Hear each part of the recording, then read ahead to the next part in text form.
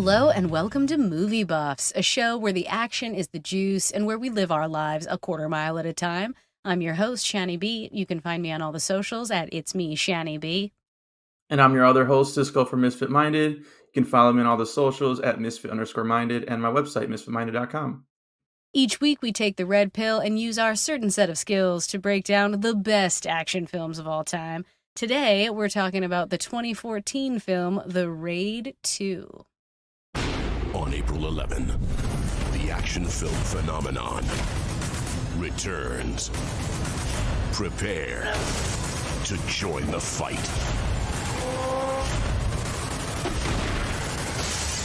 The Raid 2 in cinemas April 11.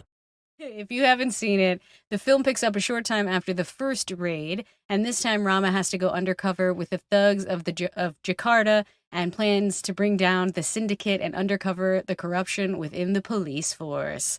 So this one has a deeper story than the first one. To get this bullet train started, A lot of plot, That's right. way more than the first one. Yes, that's an understatement almost. Yeah. To get this bullet train started, let's take the listeners back to April 11th, as the trailer suggested, 2014. Originating in Indonesia, the film was made for $4.5 million, and it grossed a total of $6.5 worldwide, which is kind of surprising. I would have thought that given, how gnarly the first one is, how gnarly this one is, it would maybe have done better. So that was actually pretty surprising to me. I think I wonder how they get that number though, but I'm pretty sure like this is the type of movie where it's like the distributor does a lot of these martial arts movies, and so they're really smart at like distributing it. And I think a lot of their return has to do with like rental market and like word of mouth, because like even though the raid was like very successful, like I wonder if that like 6.5 million is just box office. You know what I mean? It could be. And so, but I remember this was a huge deal at the time. Like everyone talking about it. Like it's even like we talked about Blade 2 last time. Like this is another one where a lot of people go, it's even better than the first. And we'll talk about if we agree or disagree with that. But that's like a very popular opinion out there. That Totally. like this is like so much more action. And I feel like this period in time in general, like Mad Max came out like a year after this, and I know we're doing this a couple months late. We've been trying to get this one on the pod, but they just put it on Paramount Plus, so it's the perfect time for you to watch it, listen to this episode, catch up with us. So yeah.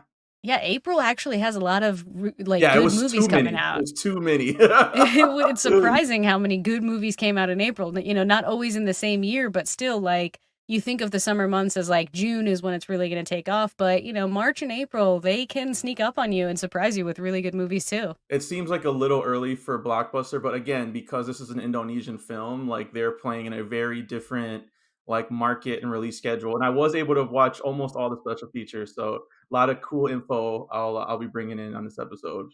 Fantastic. Yeah. All right, that brings us to our first segment, getting the band back together. I don't have friends. I got family. In this segment, we take a slow-mo look at the filmmaking choices that went into the film and all of the ass kickers responsible. The movie was written and directed by Gareth Evans, who also did the first Raid, as well as a segment, in my opinion, the best segment in VHS2, the Indonesian one, if you're confused. If you were wondering. With the like religious cult, it's fucking gnarly. It's great.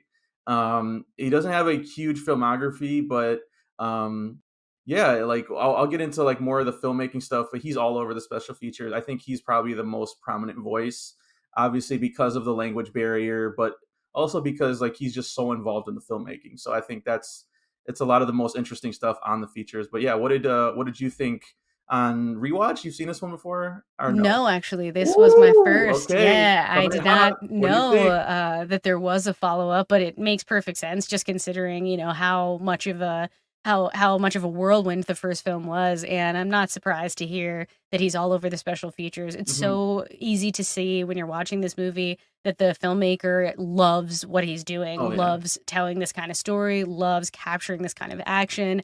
And this movie was so much fun. Like I feel like even though it was Oh, much yeah. longer than the initial, I still felt really connected to the storytelling. I still feel like I could understand what was happening behind the eyes of all of the actors, even though I had to read, the dialogue because it's in a different language. You And what did they have dubbing on Paramount? I was gonna ask about that too, or it they was just did a not. I mean, okay. maybe you could select it. I don't know if like, our systems would let us, but I just read it and, watched it with subtitles, Which which, is the best way for anyone out there if you're new to this, martial arts game, you always wanna get the original language.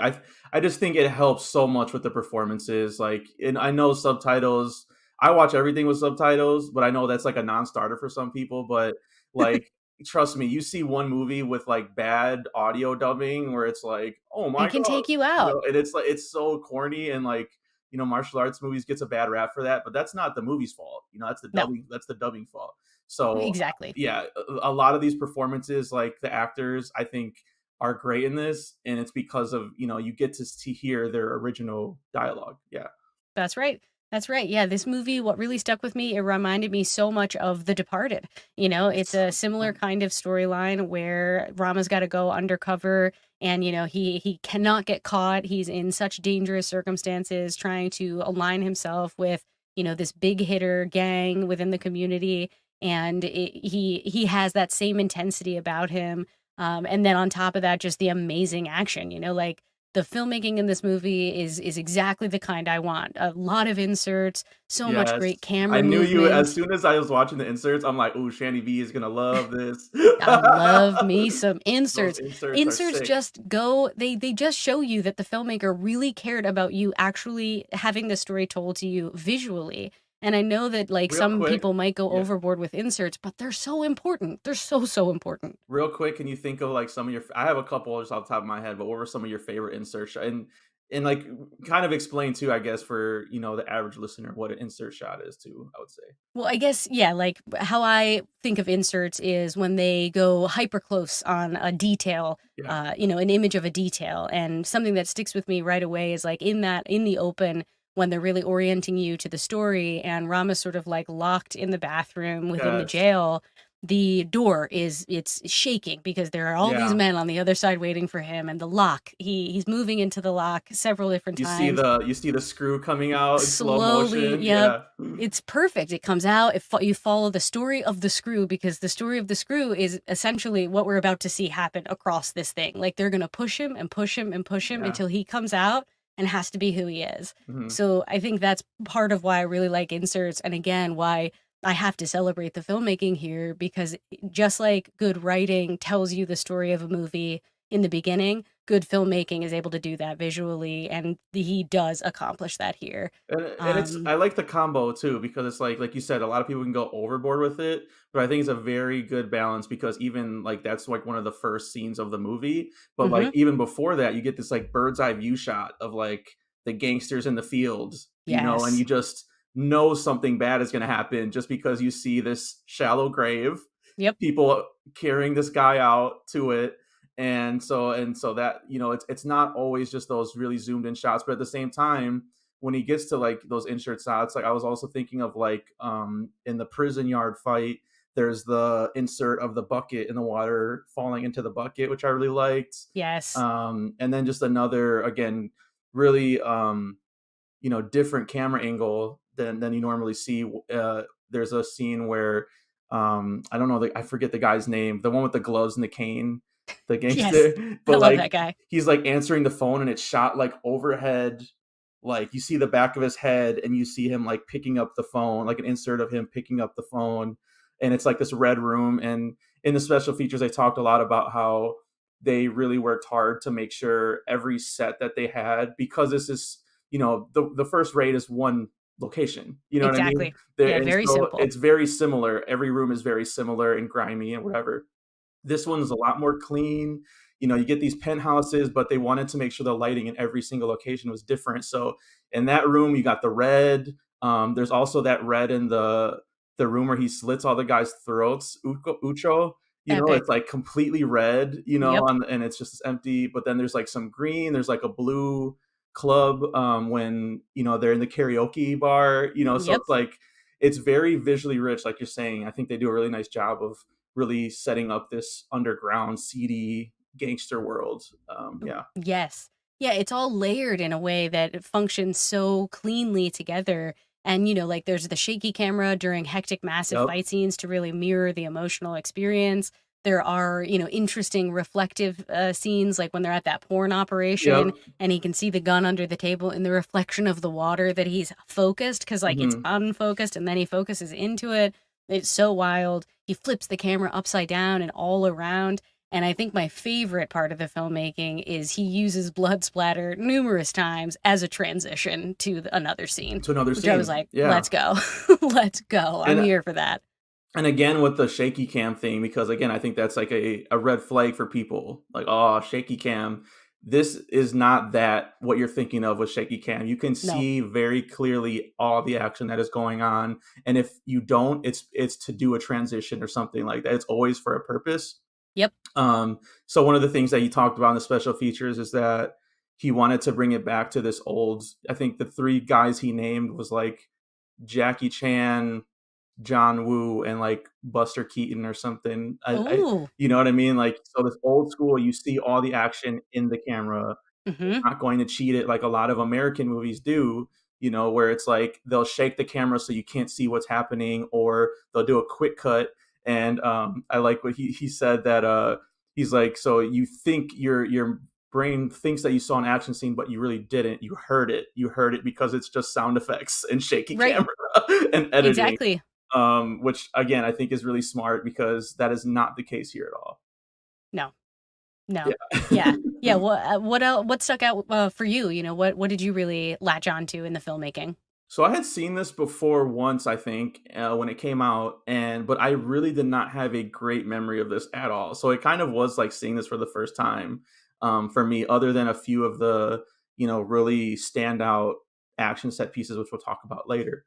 Mm. I think that what I like about this one, so sort of again some more history about this one. So this script actually, Evans had this in the bag like before the first raid came out. Actually, like Ooh. he wanted to make this story of a guy that has to go undercover in prison, then he gets out and he's part of the criminal organization, Mm-hmm. and he just could not get that made anywhere. So then they just made the raid one, and then when he was trying to do a follow up to it, he's like, let me just kind of retrofit it into the raid two, which I think it gets a little sloppy with that. Like at the beginning, I feel like it takes a while for it to get into its groove. It's like, do we really need this scene of like Eco, like UA getting recruited into, Right. we need you, like we need you to investigate the cops. I'm like, it could have been just something simple, like where he killed somebody in the raid one that was like the son of a gangster boss, and now they're after him. Or you know what I mean? I feel Yeah, like, we can use what happened in the raid one to inform yeah, what's going on here. Even just the idea of like after he had the experience being like, I want to take these guys down. I want this right. corruption to end. Like It's that it's would have been enough. very it's like it seems very convoluted, but then once he does get into the jail and gets out, I think it kind of falls into place really nicely. Yes. I also kind of, you said The Departed, which is like loosely based on Infernal Affairs, which is like what Right. I was thinking of, That's Infernal right. Affairs. Mm-hmm. Um, but I think they do a good job of like making this different. That was another thing Evans talks about, is like a lot of sequels are just lazy. They're just the first one and they just do like a couple of different things to make it like seem different. But this one is very, very different. Like tonally, it's like a gangster epic. This is not Yes. the raid one. This is a completely different type of story, even though you're getting the same like graphic action, hard R, violence. Yes. uh, Yeah. I like, is like when it first came up to like the R rating, it was like it's like fat, like the text box, you know what I mean? It was like strong bloody violence, nudity, blah blah blah. And I was just like, oh yeah, this is one of those. So it's not for everybody, but I think for hardcore movie buffs like us, I think that it goes well. They also talk in the special features that they count 19 fight scenes. I wasn't really keeping track while I was watching the movie, but like it seems very possible that they were 19 fight Yeah, I scenes. mean, it is going and going and going and going. It's almost insane how the first one is one location, so it makes sense that they can't really stop in between, and still somehow they pack this film with action sequences, even though they do find time for scenes in between. Yeah, and you know, I do appreciate that they try and, you know, get some characterization, you know, with, you know, Ego and his family, you know, the machete guy and like his son, Yeah, you because know, we with gotta like feature that dude, man. I know, but like it's funny that you know I think we talked about this with Hellboy, or I can't remember, but like whenever there's just like a person and their son is like, I haven't seen my son, or whatever, it's like, yeah, this guy's You're never done. gonna, and you're never gonna. I had the same thing with have you seen Ferrari? I just watched Ferrari. Oh, not yet, but I do want to see it. Okay. Well, I won't spoil anything, but you know, it was just kind of a similar thing where, you know, right before a race, you know, they're all writing letters to their loved ones, and you're just like, okay, so something bad's gonna happen, probably. Right. But yeah, I think overall the filmmaking, it's not something that you can really, you know, take away from this movie. It is just top notch. These are like some of the best guys doing it right now. Their stunt team, and Evans too, like they know how to shoot action, and I'm always going to check out whatever they have going, no matter what. So yeah. Absolutely. Which brings us to our next segment called Choose Your Fighter. Welcome to the party, pal! This is where we take a look at all the bros and babes that flex their acting muscles and sometimes their real muscles for us movie buffs. This film stars Iko Uwais, Yanyan Ruhian, Arifin Putra, Oka Antara, and Tio Palusadue. I did my best. Congratulations. I'm not super I couldn't used have to done it. any better, honestly. I So. just tried to race right through it, hoping that my seat would take me there. But I mean, oh my God, a lot of great performances. Who really I stood think out so to too. you? I think, you know, Iko, I think his name's Rama Right. in the story, which is really funny because one of the features was like a Q&A after a screening, Hmm. at maybe some film festival or something, and you just hear somebody in the crowd go, "We love you, Rama," and like somebody on the panel was like, "That's not his real name." Just FYI. Yeah. But it can be tough with a lot, like some of these, you know, foreign movies to get acquainted. But I think Iko Uwais has made a name for himself. Like to me, he's Iko in everything. Like I just, Yeah. you know his face. You know, like as soon as he shows up in even like a Fast and Furious movie or something, that okay, this guy is gonna kick ass. And it's unfortunate that I think a lot of his American movies that he's been in have not been up to par on this. But for a lot of the same things we're talking about, the filmmaking is just not. They don't do his skills justice. You know, Right. like That's he's right. so fast, you know, and so quick, that you need to choreograph everything, and that's part of the things they talked about in the special features too, which I thought was interesting, is that they basically choreograph everything before the movie even start shooting. Yep. All of the choreography is done in pre-production, and instead of like storyboarding, they kind of do like kind of like rehearsals where Evans will shoot um them doing the fights and like how he would shoot it, so then when they get to the set they have all of the angles and things like prepared, which again, it seems so simple to do it that way, but a lot of American filmmakers do not put in that effort. And so when they get to the day and like they're struggling or whatever, they're like, okay, we'll just edit around this type of thing. Right. I think that's almost the strength of directors that start out as stunt performers and stunt choreographers is And that he's an like editor on this film too, so he does. exactly, like Yeah. in order to sell their skills to a film, they have to basically shoot the action as they're going to present it. And what that does is it creates an element of storytelling that the director, unless the director already had an idea for how they wanted it to go, could kind of never see because they're not so intertwined in the choreography. So there's something so amazing about how, like, instead of the filmmaking being a leader, it's so much more collaborative with the choreography. Hmm.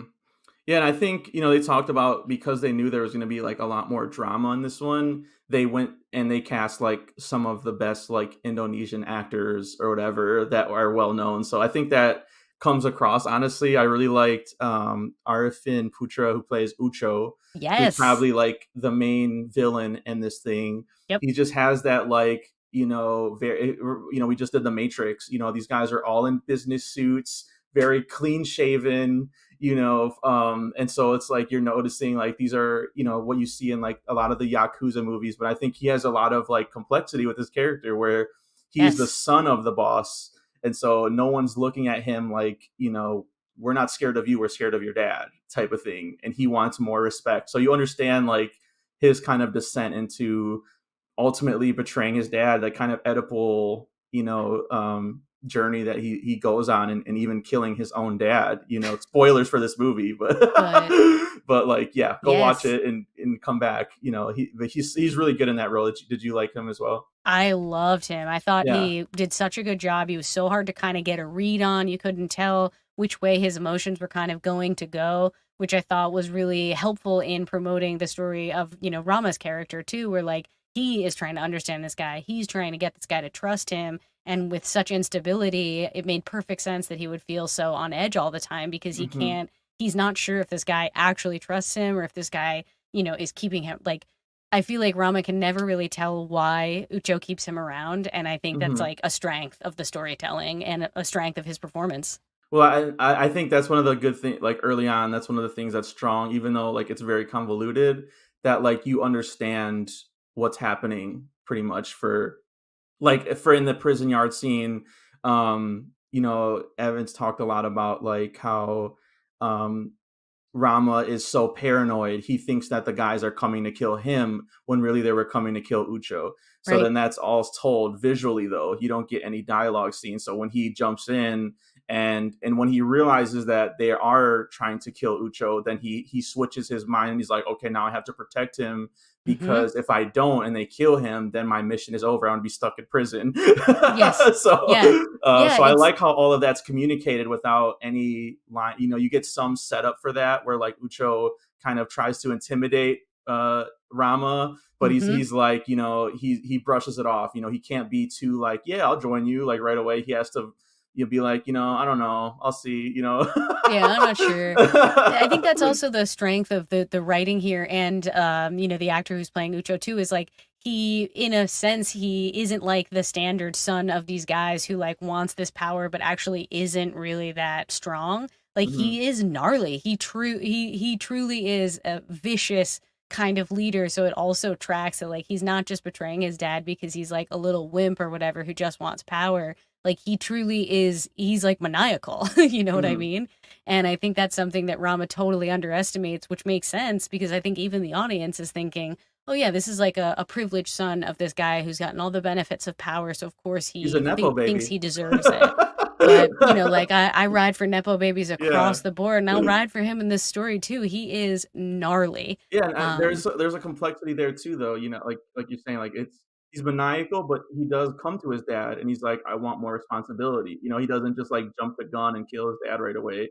Like that's right. this kind of descent where he asks his dad, and you see that he's probably been doing this for years. Going on these like little hustle side missions, and he's Hmm. like, "This is not what a boss's son does, or what a boss does." I Right. want more responsibility, and his dad is like very old school way of thinking, just wants to keep the peace Right. and not cause an all-out war with the Japanese. Right. And he is just like, fuck it, I'm just gonna go for it.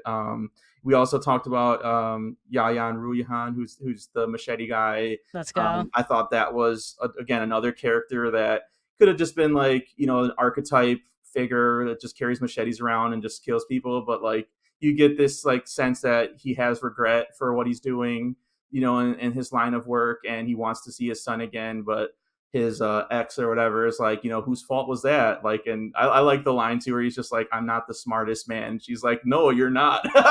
Like, how many people support their families without having to kill people? Like, It's true. you It's a don't good have to do point. this. Yeah, You it's a don't have. good point to make. But she sure is not hurting for dollar bills because he puts his life at risk in this way to support his family. And I Mhm. do feel like even though his character is small, like it is emotionally effective. Yeah, and then of course Iko Ue, I think as the undercover, you see the paranoia like in those early scenes with when he rips the mic off of his clothes and then they make him get naked and you're like, holy shit, like, he could have It's died real. right there, Yep. like and he's choose out his boss, his superior or whatever for that too. Like I could have, we see this in a lot of The Departed and all those, like you said, those types of movies that we're talking about, but you really feel that fear. Also like how the old guy handles that, where he's just like, if the worst thing that's going to happen is an old guy sees your cock, Right. No, I'd no say worries. you got off easy, and they give him a new set of clothes anyway. So I'm like, I Yes. guess that's pretty Yeah, smooth. I also like the parallel of like, this movie is about how like he starts in this paranoid place and then he kind of treks into this area where like his fighting and his natural instinct and his survival instinct is going to carry him to the end of this story. And that guy who's like the right-hand man of the, main boss at the top is like, we came from the same place. And when he Ego. has to, defend himself, he's like, don't let them tell you that I was ever a criminal. Just like I think even though Rama's going to get lost in this world, like that doesn't make him a criminal. There's just no other way to survive in this world. Yeah, and that was a twist I had forgotten about, where at the end where he goes, "I know who you are." Wicked Ika is one. his name in the story. Oka Antara is the actor's name. Yep. Thought he was really good too. They end up helping each other out towards the end, which I think is like really cool. Right. Especially in the car chase scene. Fantastic. Alex Abad is the guy I was with the cane. He plays Beho. Yes. I think he was really good. Like he was the guy in the opening scene where, again, like you have to establish this guy is like a stone cold killer. And so Yep. he's out in the fields. He's like looking up at the sky, with all these fireflies flying around. And he's just like, it's about limitations. And like he just gives this whole speech. And you're just Yes. like, man, this guy is really like chewing up the scenery, even though he's very quiet. Like he doesn't speak a lot in the movie. And it's totally juxtaposed with the idea that like he's using a cane. So like by all Yeah. accounts, this guy is like weak or something. And yet he is so ready to do the most vile shit at the same time. I think that's what makes it like believable that he's trying to bring Ucho in. Like he needs muscle. He Right. can't just do everything by himself. Like I think Right. that's another just like very subtle visual thing. And then lastly, I didn't know this either, but I guess so Hammer Girl, who we'll Let's talk go. about in a second here. So she's So a dope. very famous, I guess, Indonesian actress called Julia Stell. She Mm, had never done any fighting before this.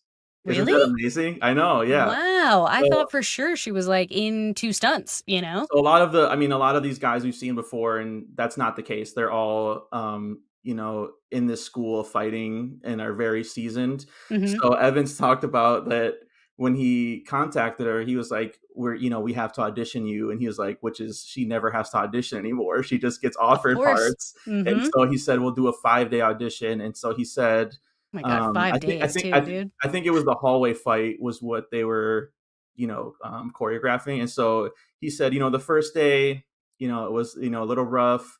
He's like, but it was amazing. Second day is still bad, but like a little better. And then it gets to the fourth day and, she's pretty good. And then he said when it got to the fifth day, and I think they even recorded they didn't record it, but the fifth day, she was like pitch perfect. Yep. And he was like, if I had recorded that, I would have used that footage because she just got everything, nailed everything. And Iko even said too that like, I guess you could kind of tell he was like blushing a little bit too. Like as he was talking about her, he's like, she's a very beautiful and sophisticated actress.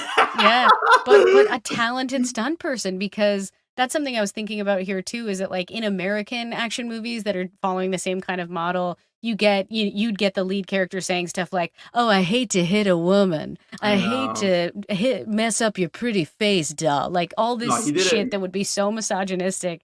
And instead, he's just like fighting her with full respect. Yeah. Like throwing her around, treating her like any other person trying to kill him. And I feel like her acting also fills in that other side of like, that's right. She's not going to try to utilize any sort of sexism to help herself here. She's badass and she's got these hammers and she believes she's going to beat you. Yeah, and yeah, that was not like, other than that, like, where he clearly was just like, she's very beautiful, like was kind of like in awe, which was really funny and cute. Very Was cool. He said that like she obviously you get bruised, and he was just saying that like, she's got this like very beautiful light skin. He's like, at the end of the day, she would be blue and purple, and so he said that. But through all that, she never complained once. Like she knew, like we're all in this together. That's right. That we're all professionals here. So, she knocked it out of the park. And then, the guy with the bat too. Yeah. was, I guess, in the first Raid too. I Okay, didn't. I was gonna say, was he also an actor, or was he maybe more, like a more seasoned stunt guy? No, he's a stunt guy, yeah. So they Okay, brought him okay, back for this one, and I guess they said he's still a student at the school. I wrote down the name of this fighting style somewhere here too. okay. That they all, I think it's like Sowait or Cool. Salat. But yeah, he's like a student of the school, and they all that's the fighting style here. Um, which I think someone describes as Very cool like looking. very they said very realistic and raw was how someone described it on the special features, which I thought was very accurate. And Yep. so I can imagine that being hard for someone that's a non-actor to do, because it is very messy. It's not a clean, crouching tiger, hidden Right. dragon type style, very beautiful and elegant looking. Like, it's very messy, and you're just crawling around on the floor looking for things. Like, it seems very frantic and like what a real fight would be like, which is why I kind of like these movies a little bit more Yes. than a lot of the other stuff you see. Exactly. Yeah. Like Yeah. you almost have to build into your performance the reactions that you're having with the choreography at the same time, because when you're taking this hit, you can't just take the hit and be doing the choreography. You have to react, but you have to react so much more because these fights are so fast and they're happening frantically, like you said. And that is something so unique to this fighting style, which I feel like definitely has been informed by fighting styles of the past, but is taken to a kind of brutal and beautiful level here. Yeah, and it's called Salat. Yeah, It's that's a lot. I found it. Yeah. So It's a that is lot of fighting. It's a lot.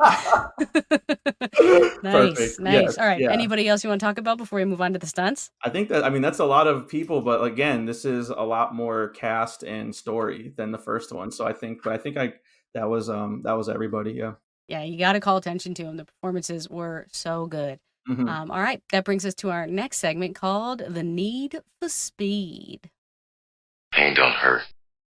Let's do what the Oscars don't and honor the amazing stuntmen and women for their death-defying work and pick out the punch that knocked us out the most. Which ones did you like? I mean, this one, there's going to be more than three. I'm just calling it right now. There's like It was so I hard. had 3 pages of notes and kept having to pause and rewind because there were just Right. so many. Yes. So yeah, I It don't was blame you if you have very more than hard. three either. So, but Yeah.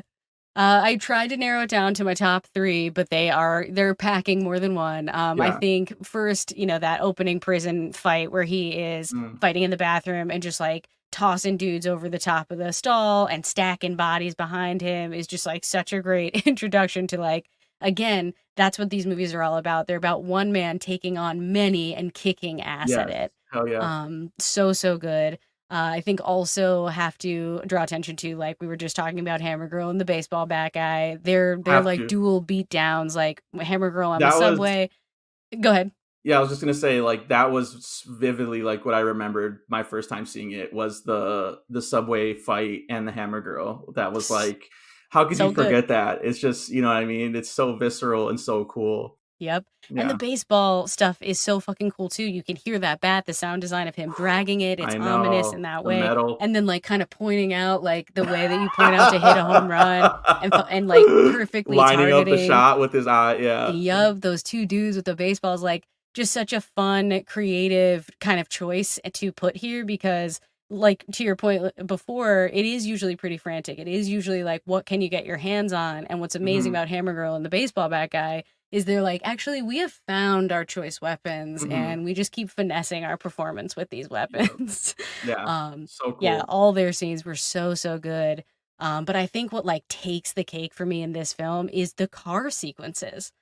First of all, there are so many. There are Hmm. like two or three in this. Definitely. And Yeah. yeah, they all really stick out. Like when Rama's getting attacked in the car because like the siege has happened and they're taking, the whole family out. And he's having to climb through like the middle of the car while all the knives are just barely I missing him. know. It's Oh my God. another bird's eye view shot where you just see all these knives about to like stab him, and he's So cool, so scary, like, ugh. kind of gets the same level of inertia that happens when you're watching a chase scene in a horror movie and the killer's like right behind the person, Hmm. in this action movie. When, Rama gets captured and he has to fight his way out mid car chase, kind of waking up when he gets hit on the bumper and then just fighting throughout the car. Such a cool scene. And, just, using seatbelts that should be saving lives to murder people with is Choke them the out best. and trap them in the car. Yeah, I thought that was Exactly. awesome. Yeah. Like, again, just the level of creativity, the level of imaginativeness in these sequences is so wild. Yeah. It's unbridled in the best way. And I really, really like when he busts into the warehouse and then kind of kills like 4 or 5 guys doing a donut with the car as well. Yes, Just I know. It was anytime there is awesome. a car, they're like, we're never going to use these car sequences the same way twice. And we're Mhm. never going to kill anybody with these cars the same way twice, which Yeah. is it's amazing that they're able to do that. So Yeah. yeah, it was hard to pick, but oh man, those car sequences, they take it for me. What about you? What are the ones that stick out to you? Yeah, really solid picks. This was really tough too for me, just because some of the stunts, it's like they kill the people, but they're still awesome stunts. You know what I mean? So it's like hard Yes, to differentiate the two. it's true. Yeah, I um, think they're sort of combined here, and that's okay. I'm okay with that. yeah. So I guess I have four for each. That's how much I could narrow it down. So I'll just think of four as an honorable mention, I guess. So number four I have here is when Iko burns the guy's face on the hibachi grill. Oh, Just yes, like so so fucking good. dark. And it's like the guy will escape for like a second and he just puts it back on there and you just see Oh, like his face just slowly like deteriorating and he dies from that. You see him slowly dying after oh that. yeah. But it was just such a great stunt. Which they do again in the kitchen where he slams the guy.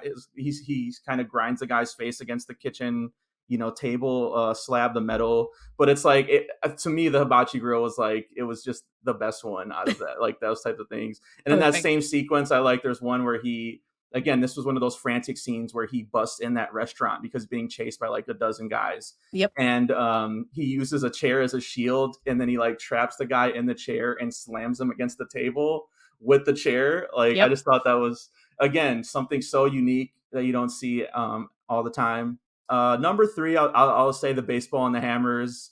I think they're just such versatile weapons, that you don't see every day. Like we're saying, Mm-hmm. in the special features, Evans was saying too that like with the hammers, some people were asking like why hammers, for her, and he said that he was trying to capture the tiger style way of fighting, which is like where you use your palm and you put your fingernails in, and you basically like the force comes from your palm, but then you can like drag people back with your fingernails, like that Yeah. type of thing. And he was saying he's looking for a weapon like that, and the only one that he could find was a hammer because you have the blunt end and then you have the nail part that you could. And you see her doing that frequently, where she'll bust somebody in the head with the blunt part, but then pull someone else Yep. with the back part. So I think that again that come across really well. Specifically in that subway fight is probably her best fight, I would say. So Um, good. and then the baseball guy, I just love like he actually has a baseball too, which I wasn't expecting, and I love how he always asks like bring me back the ball, just like Right. very calm. Like why would anyone throw you back the ball you just pelted them with? But like so menacing. He just has his hood up, he just looks like an emo kid. Uh, Yes. so that was that one. Number two, I'll say I'm grouping in again. This is hard, but I'm grouping in the toilet fight and the prison yard fight. So Yeah. I love both of them. I love, like you said, I love the visual of like a dozen guys breaking into the stall and like trying to kill him, and he's throwing people over the stall. The first guy he kills by putting his head on the toilet. Like it's just Epic. so brutal.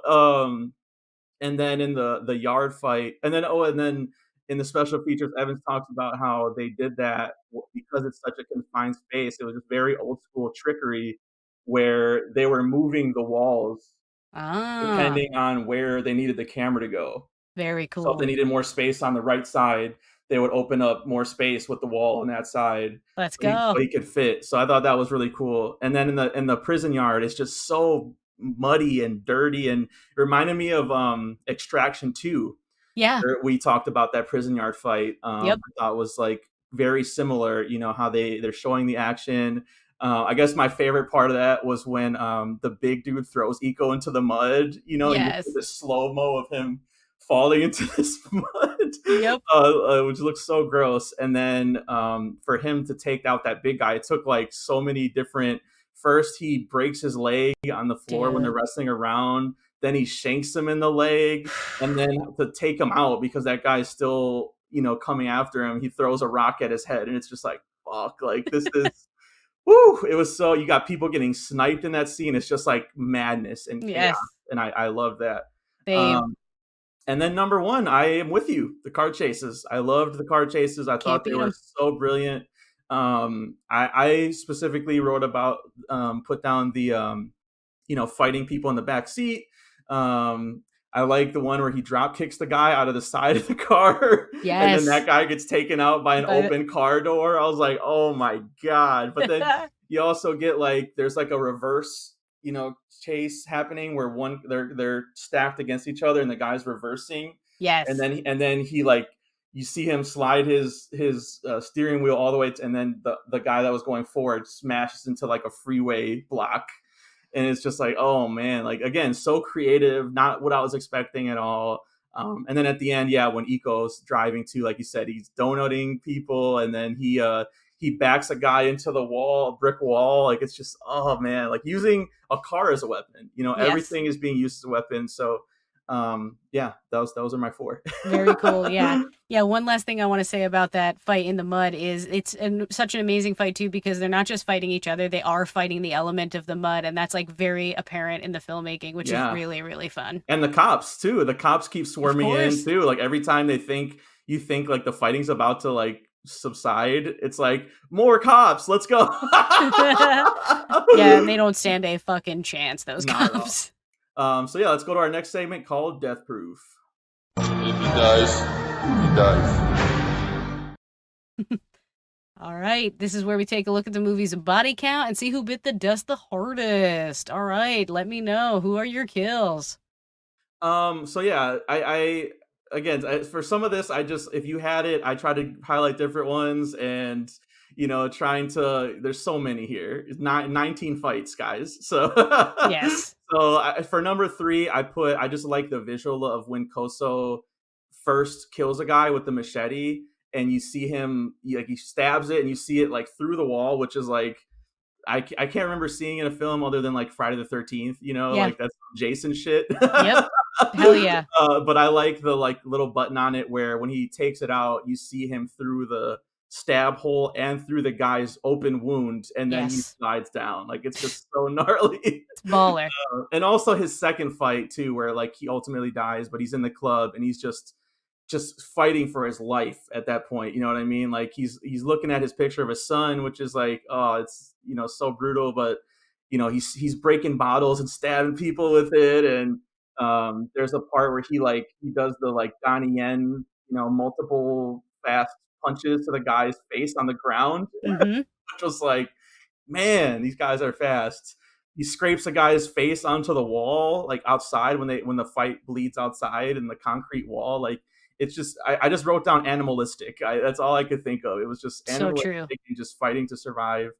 Number 2, I had the kitchen fight, which Iko and I think Evans both said was their favorite fight to film and choreograph. So I thought from a pristine, beautiful white kitchen to covered in blood. Yeah. And so I like, I guess the specific kill was what he fish hooks a guy in the mouth with the curved knife, and then does a Joker on him basically. Yes. It was just, that was a lot of these moments are moments that I had to pause and just go, oh fuck, like I was just, and had to like write down and stop. And then number 1, I just had the firing of whole machine gun into the guy's helmet in the motorcycle helmet. That was awesome. Especially because it's like, again, they're struggling, they're fighting each other, he's trying to get the guy out, and then he finally like reloads. You see him reload, and then he just pumps a whole clip into this guy's helmet. So and good. It was fucking brutal, man. So yeah, for as many stunts that turn into kills, there are also absolutely chosen moments designed to be kills, Yeah. So those are my 3. Again, many more that we probably missed, but those were some of the ones that stood out to me. What about you? Yes. Well, I think, when Ucho has to kill all of his prison rivals in the throat in that red restaurant, that I could not stop thinking about Stanley Kubrick in that red restaurant. I was like, man, Kubrick would have fucking loved this place. Yeah. It's just such a good, like, effective scene. Because he goes, this is the perfect place for this. And I thought he was going to say, because the carpets are red or something like that. I mean, he's definitely alluding to that in Yes. some way. Yeah. And yeah, just like the unique way how like each person he kills kind of slightly differently, but he's really making a meal out of I slitting these know. guys' Especially that throats. last guy who tried to kill him in prison. You Yep. knew that guy was gonna get it like the worst, and he does. And he sure He gets does. the stab. Like the other ones, he's kind of just slicing, and then that one he gets the full stab in the middle and twists. And I was like, oh god, like Gnarly. I Yeah. know. Yeah, And they all he fall face forward, which I think is always a useful like. These stunt guys just have to fall on their face. You know, dude. there's no like dummies or anything. Like they're just straight up falling face first on the ground. You know, probably with padding, but still, that fuck. Like I couldn't do that. No, I'm not trying to do that. Absolutely No. not trying to do that. Yeah. Yeah, I think what else? Let's see. Yeah, I really liked the Koso scene when he goes out with a G, just like getting totally Oh. ripped apart by machetes and In the taking a snow bunch of dudes too is out. such a beautifully shot like scene too, with like the Yes. snow and like a lot of these scenes too. It almost seems like it's in like apocalyptic. Like there's no civilians mostly. You know what I mean? It's just like Yeah. it seems so eerie and like where are they? You know Yeah. how is this especially like when they set up that scene too. It's like a very like loud club scene. There's like some girls like staring at him down. He looks down for a second. He looks back up. The music's out and like everyone's gone. Like it's That's just right. those little touches that are like, oh shit, like it's about to Yep. go down. Yep.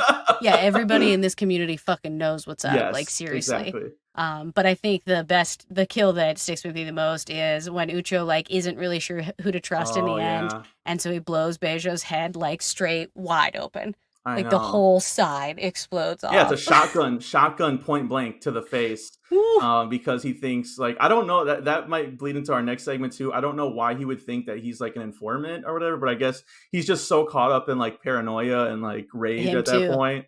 Yeah, Yeah. yeah. I think it had to do with the tattoo that was on the prison guy's wrist, also being on Beijo's But that guy wrist. wasn't a rat, you know what I mean? He was just a It was prison I think it was member. like that thing where when you're paranoid about something, you'll make connections kind of anywhere, and it was just like really unlucky for Beijo. I know. Oh man. But yeah, But that was man, because he throws him the shotgun and he takes out the old guy first, you know, and then yeah, it gets to Bejo and then there's also that really gnarly shoulder wound. That's the first time he shoots him, you know, yes, and that looks yeah, like really all disgusting too. yeah, So yeah, really good yeah, ones. I think great we kills, picked a lot of great good ones. stunts. Yes.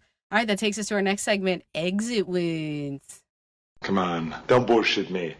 This is where we talk about the film's imperfections, decide whether they're fatal hits or minor flesh wounds. I didn't really have a lot that are that Yeah. meaningful. You know, like the only thing I really think of is like these guys can take a lot of hits and have like no left, you know, like no long term damage. Like the amount of times these people get hit in the Especially head Ego. or I mean, Ego gets oh, fucked up. it Like fucked up. especially at the end of the movie, he's just like limping, and like there's that army of the Japanese gang that comes, and I'm like, oh my god, you're gonna have to do this again. Like, Same, me too. And he's oh, like, I'm just I'm done. I'm done. The done. final words of the movie, I'm done. Yeah. And I think like storytelling wise, I'm not really sure why Ucho's dad didn't hand it over to him. It's weird that he didn't want him to have it, and I feel like that was like an Achilles heel all by himself. If he should have been like, my kid wants this. I'm fucking old. I'm not in the mood to do this brutal Yeah. shit. Hand it over.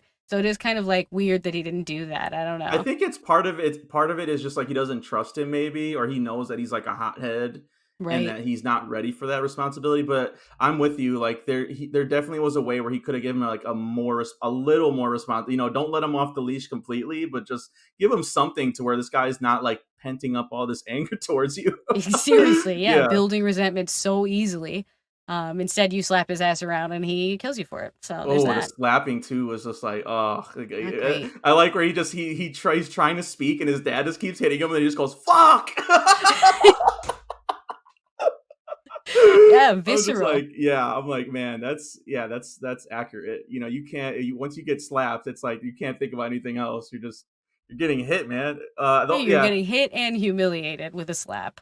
I just watched Deer Hunter 2, which is another great. Have you ever seen that? Oh, I love the Deer Hunter. Yeah, Oh my that was god. my first So good. time, but like I remember there was the scene at the end, or the scene in the internment camp, like the prison camp, where Christopher Walken's getting slapped around. They were like an interviewer was asking him like, you know, did you feel angry that, you know, he kept having to slap you, like that was for real? And Walken was like, I mean, of course, you know, you're getting hit. He was like, but at the same time, I know that this is his job. He's an actor, and I have to channel that, you know. So What a Yeah. pro Walken is. Yeah, mine, I pretty much covered it where it's just a little convoluted at the beginning and all the cop stuff. I just didn't think it was necessary. It could have just been a simple like revenge thing or him trying from either side, either the gangsters trying to get revenge on him or him trying to get revenge on them. It didn't have to be this undercovers thing, even though there are some parts of it that I enjoy about like the paranoia like we talked about. Um One was just like really simple. I just like when he takes the SIM card out of his mouth and puts it in the phone, I'm like, bro, you're not gonna like clean that off a little bit. You're just gonna Just pop it right just in. putting in a wet SIM card into the phone. But that was like they did that once at the beginning and then they never really come back to that. You know what I mean? So it just felt like, again, do we really need that? It's a 2.5 hour movie. I Yeah, don't think it really needed to be that long. agreed. Um, and then like when he puts the bug in his wallet, I just like again, there's some cop stuff where I'm just like, man, like I can feel the weight of my wallet and I know if anything is in there. Like I'm Well, just, and he you know what I mean? uses his wallet. Like, he Right, uses exactly. it. Like you would want to put it in something that like his jacket or something like Yeah, uh that he's never gonna really look at. so I just and of course he finds it at the end and it worked out in his favor, but I just thought like that was another thing that could have went completely wrong at the beginning when they're first building this relationship that you're playing it close to the vest, man. Yes, seriously. All right, this takes us to our next segment called More Firepower. Okay, so what do you need besides a miracle? Guns. Lots of guns. In this segment, we pick from our favorite action stars to see who would bring the most heat if they were in this movie. I kind of associated it to dudes who focus on martial arts like Jackie Chan, Donnie Yen, or Hiroyuki Sanada.